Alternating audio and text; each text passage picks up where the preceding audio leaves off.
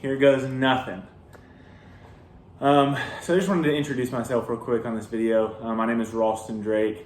I'm originally from Blairsville, Georgia, but have lived in Nashville, Tennessee for the last 7 years since I went to college. Started out at Lipscomb University my freshman year back in 2015, and just have been here ever since. But this year, 2022, is the year that I finally decided, like many others out there, to just take a chance and do something that I've always wanted to do. So here's to 2022 Appalachian Trail through hike. Let's go. So real quick about me, why I'm hiking the trail, and then we'll get into gear. That's what this video is about. So kind of intro to me, and then my gear list, and kind of what I'm packing and bringing along. A little bit more about myself, and reasons why I'm hiking the trail. You know, ever since I was a kid, I've always loved adventure. I've always loved going places. One of my favorite things to always do is just get in the car, load up, and go somewhere. I was always down to go on a vacation, a weekend getaway, or even just a day trip anywhere. I can't tell you how many times I jumped in the car to go to Atlanta on a work trip with one of my uncles, or ran over to see somebody, a friend of a friend, in another county, just because it was it was fun. It was interesting. I didn't know who I was going to meet, what I was going to see. Even going to a place that's 30 miles down the road that I'd never been to before, just has always appealed to me. So that kind of sense of adventure has always been there. And so I thought, why not, make it bigger and do an Appalachian Trail hike. Just kind of the adventure of all adventures. But even through college, as I got older and kind of had adult money, was just able to study abroad and to do different things around the world. I've backpacked in Chile. I've backpacked in Peru. I've backpacked not all of, but a lot of the West Coast of the United States. And climbed mountains all over the world in Israel, and like I said, in South America. So I've always been about adventure. I've always loved traveling, and so that's a big part of it. But I also am just a big proponent of doing things for your community and helping to make the world hopefully a better place. I spend a lot of my free time, especially here in Nashville, even back home in Blairsville, volunteering my time just with either my church and just being a mentor for college students, or just volunteering with local organizations. So I've volunteered with homeless ministries around town, human trafficking organizations, just to help out where I can, and do what I can for people who I know need it. And so that's a big part of who I am as well. So I'm also making this hike not just about my adventure and my fun, but also a fundraiser for a local organization in my hometown called the Isaiah 117 House. And so I've got my little brochure here. But Isaiah 117, they seek to serve foster children. And so if you don't know much about the foster care system, when a child is pulled out of a home due to, some sort of domestic abuse or whatever it may be, they are normally taken to a DFACS office, which that stands for Department of something and Childhood Services, whatever. But anyway, they're usually pulled out of a house by them. They're taken to that office, and they're just put in an office space. And that's kind of that's kind of a holding tank as they figure out, like, okay, where's a family we can put them? And what this organization seeks to do is they seek to put children in an actual home, straight out the get-go, while they're kind of going through all this trauma, right? So like a kid's just been pulled out of an abusive situation, they're automatically shoved into an office space, they're given a number and kind of told to wait their turn. But this house seeks to be a refuge for those children as they're dealing with a very traumatic experience. So I'm going to be raising money for them as well on this trip. There's no kind of goal. This is just from the time I start on April 25th till the time I end in August or September, like how much money can we raise? How many children can we sponsor? It's about $300 to sponsor a kid. So that covers their meals for the couple days they're in this house until they get put into a foster care home. Gives them some some clothes and just different things, but it's $300. So, if you're so inclined to give $300 for one kid, that's great. But we're just seeing how much money we can raise. So $10, $15, $300, it doesn't really matter. Just anything helps. So from the time I start till the time I end, we're just going to see how much money we can raise. And I hope we can fill it up. I hope we can sponsor kids for the next who knows how long. So I hope you guys will join me in that. But anyway, so that's kind of some reasons why I'm hiking the trail. A little bit about me. Let's jump into gear. So first of all, the big ticket items. First of all is my backpack. So I'm using a Kelty Red Wing 50 liter backpack. Most people carry about a 40 to 50 liters, so I feel pretty good with this size. Right now, it's got a bunch of just crap in it. I've been training with this backpack, so every weekend I hike probably 10 to 15 miles with this backpack on. But I've got some training supplies in here. I'll show you what I train with. So I've got like my Bible. I am a Christian, so and I go to church, and so I regularly read this thing. But also a Bible also makes a great weight. This thing probably weighs like 4 pounds. So great way to train. Shove all your Bibles in your backpack. I actually have 2 that I use, and then I also use these 2 cast iron skillets. So these things each weigh like 8 pounds a piece. So this is what I use to train with. I will not be carrying any of this. I have a Bible app on my phone that I can read, so I'm not carrying my Bible. I'm not carrying these skillets. This is totally just for training. But I just wanted to show you guys that, just to kind of show you how I'm getting prepared. You don't normally have to train for this, for a hike like this, but I want to start off strong and be able to start out with about 15 miles a day. So I'm really wanting to train pretty hard to be able to start and do those 15 miles a day from the get-go. So I've been training since probably the first of the year, getting stronger and stronger every day. So hopefully having a hot start on that April 25th start date, which is a Monday. So that's my backpack. I got that a couple years ago, and if you're wanting to know price, I don't care to say that either. I honestly don't know what backpacks are running right now. Probably anywhere from $150 to $250, I would say, depending on the brand, depending on where you get it from. But if you want to do some hiking and stuff, any of this gear, you can shop around and find cheaper solutions to your problems, as far as hiking problems, that is. But it just depends. So, but my backpack, my tent, my sleeping bag, my sleeping pad, my boots, those are kind of my big ticket items. So those are the things that I kind of splurged on, I guess, if you will. And my trekking poles. I want to get trekking poles. So those are the 6 things that I splurged on. Everything else I got from Amazon. But those are going to be my 6 kind of big ticket items that did cost me quite a bit of money. But I've had the Kelty backpack for a good 5 years and have done most of my previous backpacking with this pack.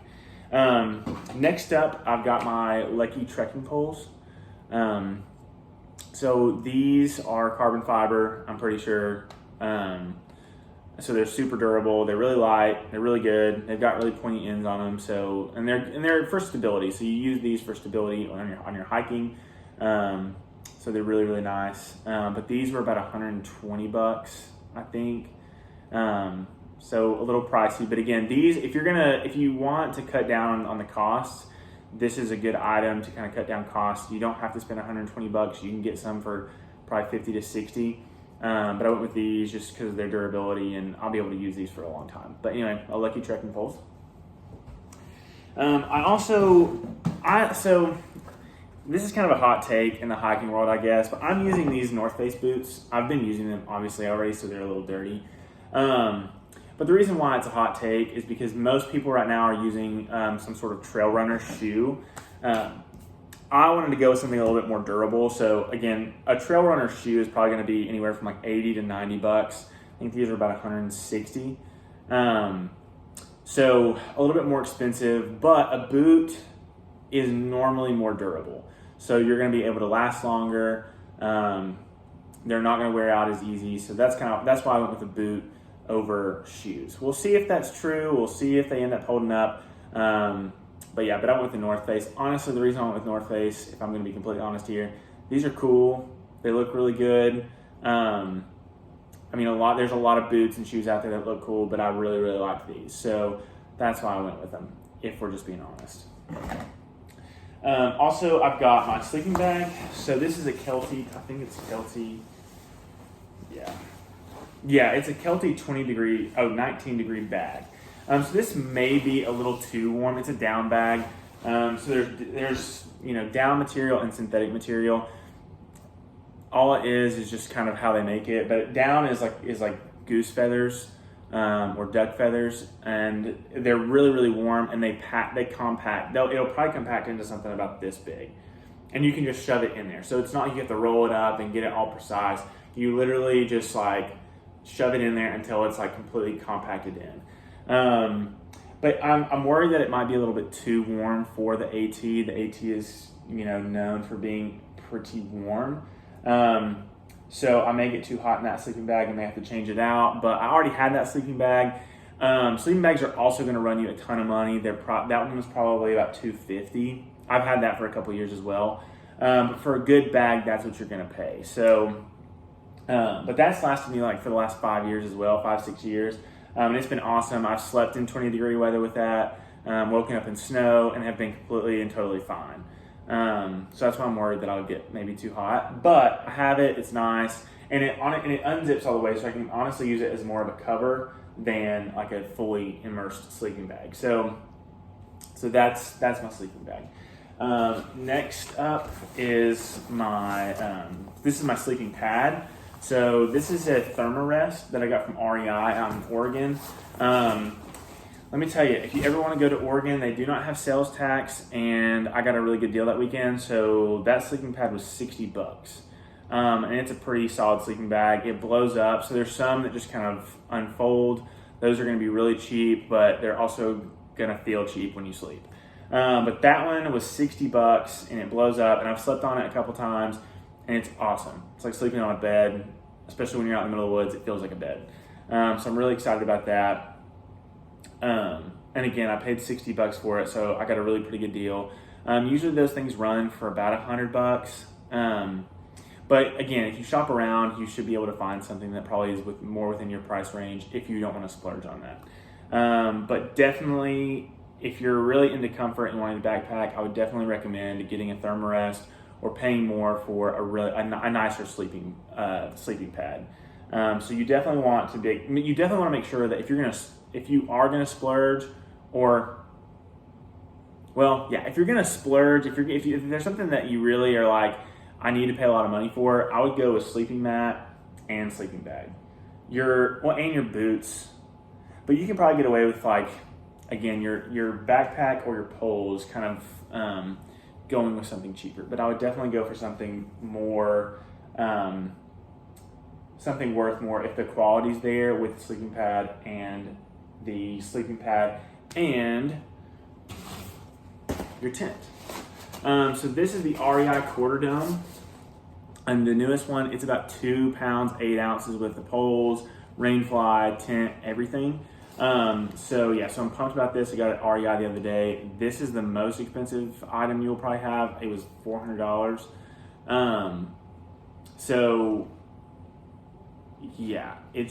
This is something that you definitely do not want to skimp out on, because you want to have something that's going to be durable. You want to have something that's going to protect you from the rain, and something that will last you a long time.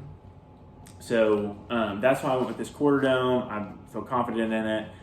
We'll see if it holds up, but because I haven't used it yet. I bought it the other day. But so this is what I'm taking on the trail.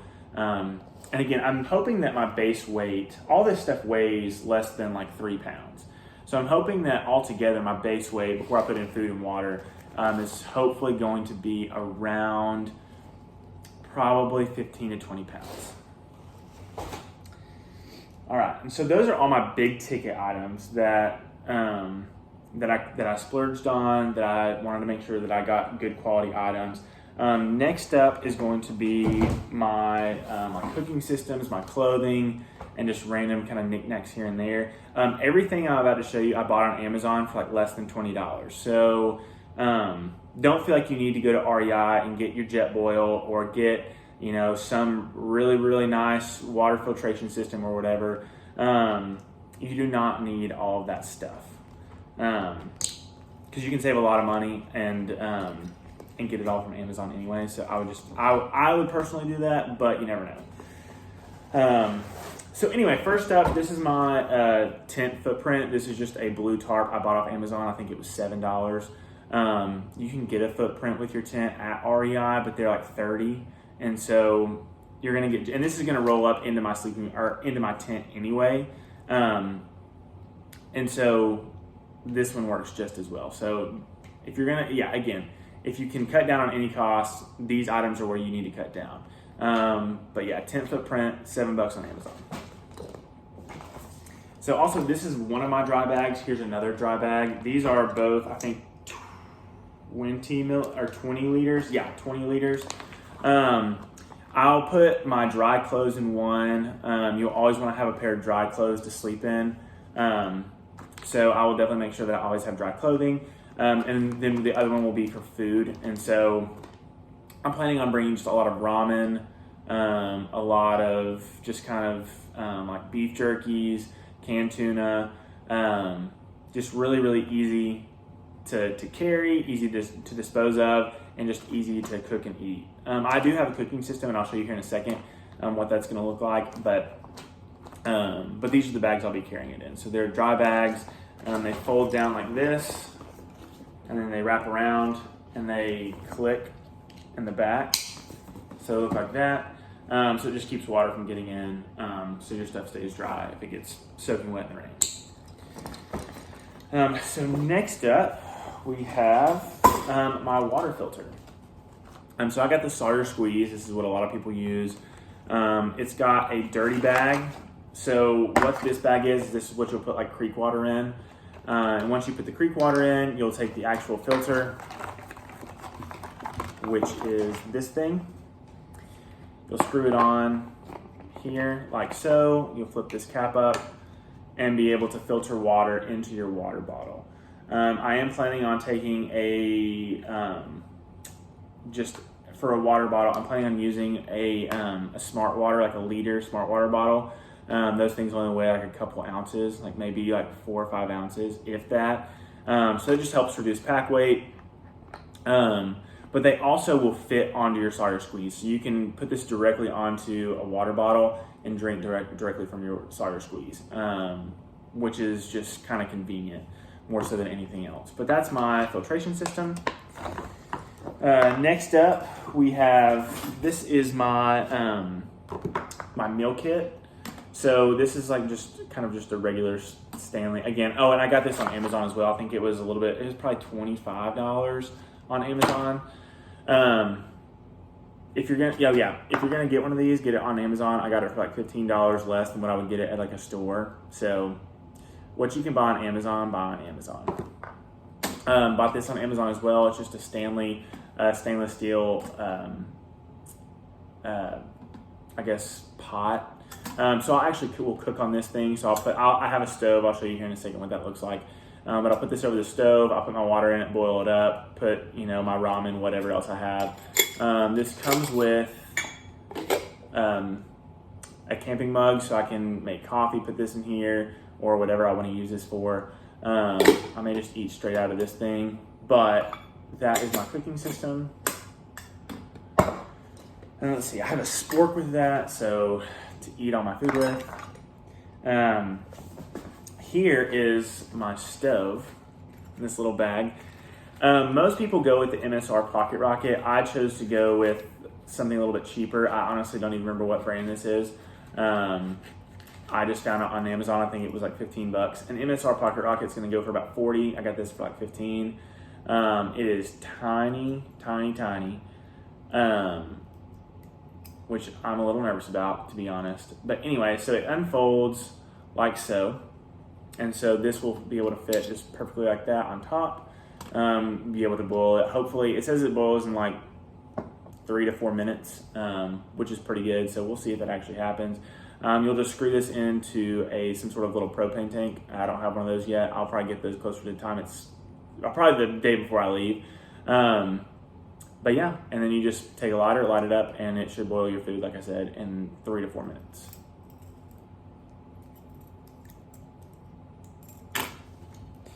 All right, next up, we're getting down kind of to the last bit of just random stuff. So this is my bear cord. So I will attach this to the end of my food bag, toss it in a tree, and tie it off to the bottom of the tree just so bears don't get it. You want to do that on the Appalachian Trail because you don't want to keep your food in your tent because a bear could possibly smell that, get in your tent, and cause a very just crazy night for you if you're on the trail. Also, you'd be foodless and possibly dead. Which I'm not too worried about black bears on this trail. They will be present. I may not even see one. I've read some stories about people who never saw a bear the whole 2,200 miles. So I may not have to worry about it. But also black bears are a little bit more skittish than their cousins, the grizzly bears. So they're not as much of a threat. I mean, obviously you want to worry about a mama bear and a baby bear. But for the most part, bear attacks are pretty rare. And especially with black bears, not too much to worry about, but still something to be cautious of. So that's why I'm bringing the bear cord, and I'll tie my food off on a tree. Next up, I've got my headlamp. I got this on Amazon. Oh, this was probably I think this was $5. Got this on Amazon for another $7. It's just an Energizer headlamp, nothing too crazy or special. And last but not least, I have some carabiners. Those aren't that much. Maybe $3. And then I also have a power bank for my phone. I got this for $20. I'm not even sure what brand this is. And I am a little worried about it because it was cheaper. It was $15. So we'll see how it goes on the trail. If it's a piece of junk, I'll order another one on Amazon, and get it shipped to the nearest location. But we'll see how this goes. But this will be my power bank for the whole trip. Hopefully, I don't want to spend any more money than I have to. But yeah, so that's what I'm using. I think it says, I don't know much about this thing at all. So just follow me on the trail and see if I even still have this thing halfway through. So that's all of my just kind of random things here and there. Next up is my clothing. So this is a tank top I'll be wearing. It's polyester, so and it's water resilient or something. So it's not going to get, fingers crossed, it's not going to get super wet, which I'm hoping it'll stay pretty dry. I hope that's the material that's made out of, but I don't know. Don't count on that. But at least it'll be light when it's a nice day like it is today outside. So I'm looking forward to wearing that. I also have these shorts. These are North Face shorts. I got both of these. I got this on Amazon. I think, again, this was maybe $15. These were on sale for $20 on REI's store, online store. And then, hold on, time out. I have other things in my room that I forgot to get. Okay, I'm back. Another thing is I have these socks. So these are Darn Tough, Vermont Darn Tough socks. They're supposed to be so darn tough that they don't rip. So, funny thing about these is if they do rip, you can replace them at any outfitter that sells Darn Tough, and they'll give you another pair for free. So I'll be taking 2 of these, hopefully just have one dry pair to sleep in. And then, if it rains or whatever, I'll just keep wearing the wet pair on my feet if there's just too much rain. But I'll try to keep my socks dry, my shoes dry, but I'll always have a dry pair of socks. But I'm taking 2 pairs of Darn Tough socks just because they're so darn tough, So I've got those. I've also got my Chacos, so I'll have these at camp just to walk around in. I do not want to wear my boots all the time, so these are a little heavy, so I may replace these with something lighter. I actually just saw a friend of mine who did a trail video, and they did Target Tevas. I don't think that's what they're called, but that's what he named them. So I'll probably go get some sort of cheaper alternative to a Teva or a Chaco that's a little bit lighter. than these, because these are pretty bulky and heavy. But something like that just to walk around and have at camp when I'm done hiking for the day. I also have this base layer as well. So this is just another kind of synthetic long sleeve REI shirt. Again, this is just for if it gets a little chilly on a mountain or in the rain or whatever it may be, but that's just a nice base layer to have. I have this hat, this Isaiah 117 hat that I'll be wearing. It's really nice, it's really breathable, and feels good on my head. So yeah, get you a good hat. I'll probably have a pair of sunglasses as well. I don't have those with me. And then I'm currently also waiting on a down jacket from REI. They haven't sent it to me yet, but it's a red REI down jacket with a hood. And again, that's just in case it gets too cold. I may not have to use that very much, but probably for the first couple weeks in the Smokies, and then the last couple weeks when I get up to New Hampshire and the White Mountains and in Maine, I'll probably use that more frequently. But probably won't use that a whole lot since it's going to be pretty warm from about May till mid-August. But that is all my gear. It's not like a ton. I'm trying to be pretty minimalistic. And who knows, I may have to switch out gear along the way. Something may break, or I may not like, for example, this stove. I may end up getting something else. May having to get an MSR pocket rocket, which is kind of the popular one. But who knows? But that's kind of the gear that I'm taking right now. But anyway, I know this is kind of a long video of just kind of me talking about my gear. And but if you have any questions, please comment below. Or if YouTube will allow you to like direct message me or whatever, I would love to answer any questions you have about backpacking and through hiking. I'm by no means an expert. This is my first major through hike. I mean, I've been on week-long backpacking trips, overnight camping trips and the like, but I've never done a big through hike like this. But still happy to answer any questions you have. So yeah, I hope you enjoy the vlogs and hope you enjoy, seeing what I accomplish on this trip, if I accomplish anything at all. But I'm pumped, I'm excited to finally kind of do something that I've always wanted to do, and I hope this inspires you to do the same. But anyway, this is Ralston signing off, I guess, and I will see you guys again on April 25th when I start.